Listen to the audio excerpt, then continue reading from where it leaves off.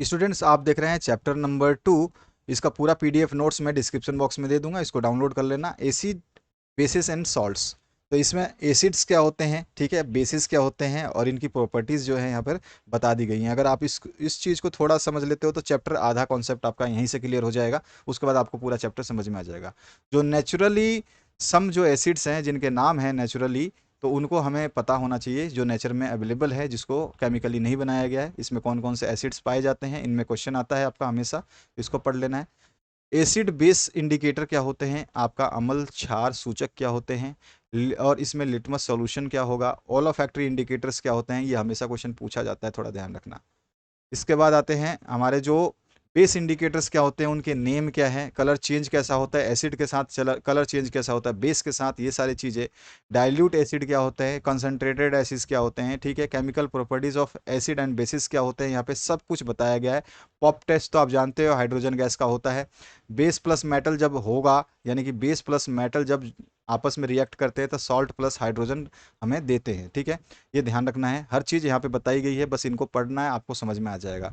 Action of acid with metal carbonates and metal bicarbonates, दोनों के साथ कैसा रिएक्शन करते हैं ये।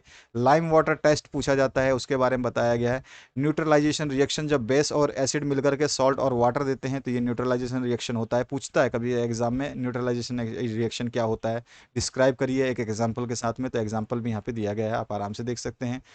उसके बाद में जो है reaction of metal oxide with acids कैसे होते हैं, ये आप बता देंगे। इसके बाद में reaction of non metal oxide with base कैसे होते हैं, ये आप बता देंगे। सबकी सब चीज़ें यहाँ पे बताई गई, केवल आपको पढ़ना है।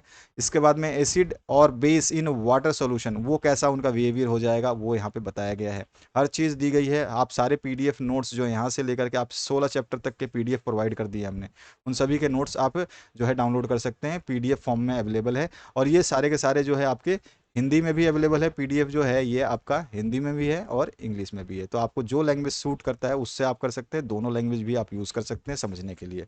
अल्कालीस क्या होता है, ये सारे पीडीएफ नोट्स जो है आपको सेम सिमिलर मैनर में ही मिलेंगे, हिंदी प्लस इंग्लिश वर्जन में, तो आपको दिक्कत नहीं होगी। अच्छा, स्ट्रेंथ ऑफ एसिड और बेस जो है वो कैसा होता है, किसका पीएच मान कितना होता है, पीएच वैल्यू किसका होता है, ठीक है। इसमें एच आयन जो है कैसे निकलते हैं, कहाँ मतलब हाई होते हैं, लो होते हैं, इक्वल होते हैं, सब चीज़ें इसमें हैं। सारे रिएक्शंस को आपको पढ़ना है, वीक और स्ट्रॉन्ग बेसिस से कैसे होता है। इसके बाद जो है आपका आ जाता है सॉल्ट्स के बारे में थोड़ा सा यहाँ पे बताया गया है, ठीक है। Importance of pH in our daily life भी पूछता है, कभी कभी आपसे पूछा जाता है पीएच ऑफ एसिड रेन कितना होता है, ठीक है। Importance of pH in our digestive system भी पूछता है, ठीक है, ये डेली लाइफ में आता है। पीएच ऑफ सॉइल क्या होता है, ठीक है। आपका टूथ डिके में पीएच का क्या भूमिका होती है, उसमें भी आपको सब कुछ है। बी स्टिंग और nettle sting contains methanoic acid, ये भी पूछता है कि बी स्टिंग या नेटल स्टिंग में कौन सा एसिड मौजूद होता है, ठीक है। ये सब चीज़ें बताई गई हैं इसमें। Natural salts, acidic salts, basic salts और chemical form of common salts. इसके बाद में सोडियम हाइड्रोक्साइड प्रिपरेशन क्या होता है, यूजेस क्या होते हैं, रिएक्शंस क्या होते हैं, ये सारी चीज़ इसमें बताई गई हैं। ब्लीचिंग पाउडर क्या होता है, उसकी रिएक्शन क्या होगी, बेकिंग सोडा है उसकी रिएक्शन क्या होगी, यूजेस कहाँ कहाँ हैं, प्रिपरेशन कैसे होता है, ये सारी चीज़ें आपसे पूछी जाती है। वॉशिंग सोडा के बारे में पूछा जाता है, इसकी प्रिपरेशन कैसे होती है, साथ साथ में इसके यूजेस कैसे होते हैं, सब चीज़ें बताई गई हैं। वाटर ऑफ क्रिस्टलाइजेशन क्या होती है, ठीक है।